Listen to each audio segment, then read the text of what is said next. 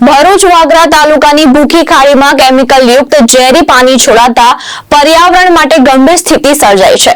સેંકડો માછલાઓના મોત સાથે પશુધન અને ખેતી પર પણ મોટું જોખમ ઊભું થયું છે।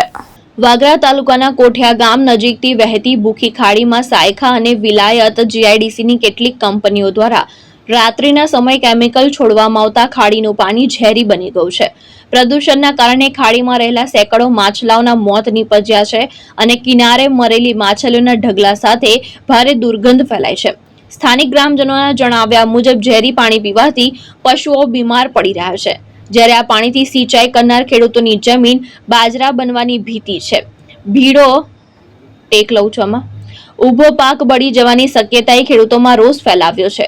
આ મામલે આમ આદમી પાર્ટીના જિલ્લા સંગઠન મંત્રી દીપક પટેલે સ્થળ મુલાકાત લઈ ગુજરાત પ્રદૂષણ નિયંત્રણ બોર્ડ પર નિષ્ક્રિયતાનો આક્ષેપ કર્યો છે। તેમણે ચેતવણી આપી છે કે તાત્કાલિક કાર્યવાહી નહીં થાય તો લોકરોષ ગાંધીનગર સુધી પહોંચાડવામાં આવશે।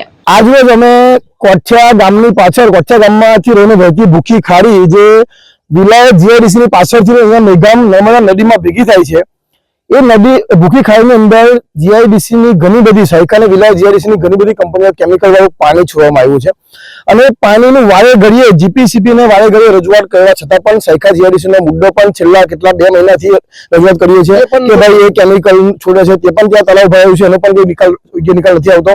અને આજે આ ભૂખીની અંદર રાતોરાત પાણી છોડવામાં આવ્યું છે। આ ભૂખી નદીની અંદર ખાડીમાં જે પાણી છે, પાણી અહીંના ઢોરો એનો પાણી પીવા લાયક વપરાશ પણ થાય છે, સાથે સાથે ખેતીમાં પણ આ જ પાણી ઉપયોગ થાય છે, તો પણ અંદર કેમિકલ છોડ્યા છે। કેમિકલના કારણે ઘણી બધી માછલીઓ તમે જોશો અહીંયા હજારોની સંખ્યામાં માછલીઓ મળેલી પાણીની અંદર દેખાય છે ને કેમિકલના પાણીના કારણે આજે આ મૂંગા જાનવર તો મળી ગયા છે। કાલે ઉઠીને ઘણા બધા મારી બાજુમાં આજુબાજુમાં સાથે ગામના લોકો બી છે જેમની ભેંસો પણ અહીંયા પાણી પીવા આવે છે, એમની ભેંસો પણ ગાયો પણ એમને પીવા પડી છે અને જીપીસીબી ને ખબર નહોતી પાણી પી લીધું। જીપીસીબી ને વારંવાર રજૂઆત કર્યા છતાં પણ અત્યારે હું આવતા મેં 3 વાર ફોન કર્યા તો પણ એ લોકો કોઈ યોગ્ય કાર્યવાહી કરતા નથી।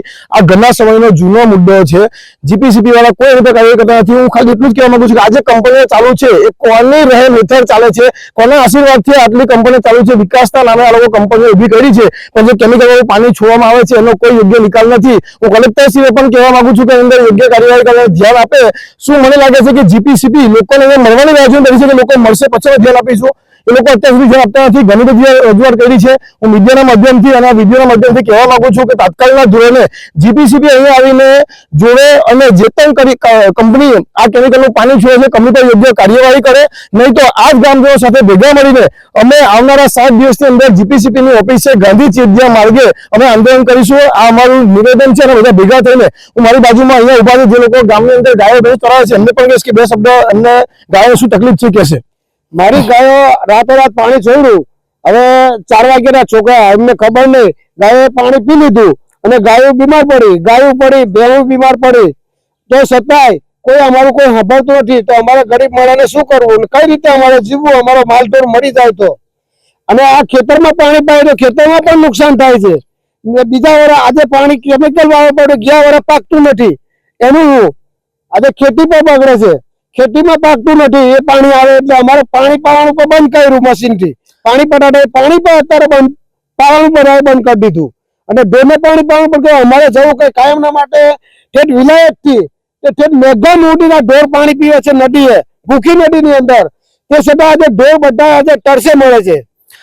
હવે એને કારણ શું છે કે આ કઈ સરકારે આવું તમને છૂટી આપી દીધી કે અહીં તો છૂટું પાણી મૂકી દેવાનું, માલ ઢોરને કોઈ મૂકવું પ્રાણી, કોઈ રખડતું જનાવર સીમની અંદર હોય એ પણ પાણી પીવે તો મરી જાય। જીપીસીબીને કહેવા માંગીએ છીએ કે આનો તત્કાલિક નિકાલ આવે। અહીંયા પાણીનો ઉપયોગ ખેતીમાં પણ થાય છે, લોકો પીવા માટે પણ કરે છે, ગાય ભેંસો પણ પીવા માટે કરે છે અને અત્યારે પાણીની જેટલી પણ માછલી છે બધી માછલીઓ મળી પણ ગઈ છે। કાલ ઉઠીને કે મોટી જાનહાની થાય તેની સંપૂર્ણ જવાબદારી જીપીસીબી રહેશે। કલેક્ટરશ્રીને હું કહું છું કે એની પર યોગ્ય કાર્યવાહી કરે અને પોતે પણ ધ્યાન આપે। અસ્તુ। કેતન મહેતા, દ્રષ્ટિકોણ ન્યૂઝ, ભરૂચ।